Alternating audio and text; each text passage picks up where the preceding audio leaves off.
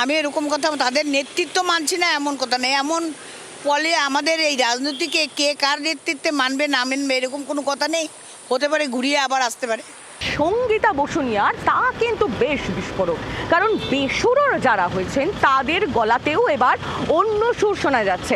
গতকাল ঋতব্রত বন্দ্যোপাধ্যায়কে বিরোধী দলনেতা হিসেবে মেনে চিঠিতে সই করেছিলেন সঙ্গীতা বসুনিয়া, আর তিনি এবার একেবারে স্পষ্ট বলছেন যে অভিষেক বন্দ্যোপাধ্যায়কে না মানার কোনো প্রশ্নই নেই, মমতা বন্দ্যোপাধ্যায়কেও মানি, অভিষেককেও মানি। একেবারে এক্সক্লুসিভ তৃণমূল বিধায়ক সঙ্গীতা বসুনিয়া।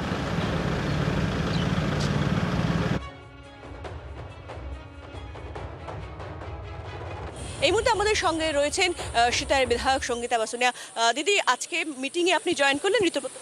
না, আমি কালকেই জয়েন করেছি। আচ্ছা, আপনি কি ওখানে সই করেছিলেন? হ্যাঁ 58 জনের যে সই, হ্যাঁ হ্যাঁ হ্যাঁ হ্যাঁ।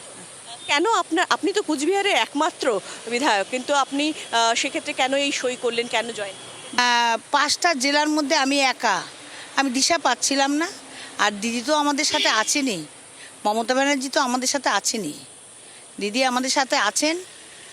সবাই মিলে যারা আমরা করেছি সবাই তো একসাথে টিএমসি। আমরা যে নতুন ব্লকটা তৈরি হলো ঋতব্রত বন্দ্যোপাধ্যায়কে বিরোধী দলনেতা করে, তারা তো স্পষ্ট বলছেন যে মমতা বন্দ্যোপাধ্যায়কে পরামর্শদাতা হিসেবে চাইছেন, মানে অ্যাডভাইজার। এবার তার অ্যাডভাইস নেবেন বা নেবেন না সেটা তাদের বিষয়, যদিও মমতা বন্দ্যোপাধ্যায়কে নেত্রী বলে মানছেন।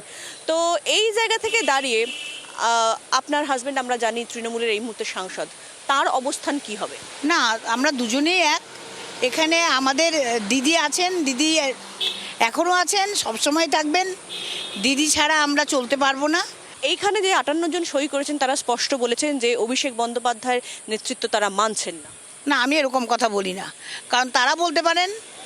আমি এরকম কথা, তাদের নেতৃত্ব মানছি না এমন কথা নেই। এমন ফলে আমাদের এই রাজনীতিকে কে কার নেতৃত্বে মানবে না মানবে এরকম কোনো কথা নেই। হতে পারে ঘুরিয়ে আবার আসতে পারে। আপনি অভিষেক বন্দ্যোপাধ্যায়কে নেতা হিসেবে হ্যাঁ, আমি তো মানবো না, কেন না মানার কি আছে? দিদিকেও মানছি, দাদাকেও মানছি। সঙ্গীতা বসুনিয়া আজকে কিন্তু ঋতব্রত বন্দ্যোপাধ্যায়ের ডাকা যে বৈঠক, সেই বৈঠকে কিন্তু তিনি যোগও দিয়েছিলেন। জি 24 ঘন্টার জন্য ক্যামেরায় জয়ন্তর সঙ্গে শ্রেয়সী, কলকাতা।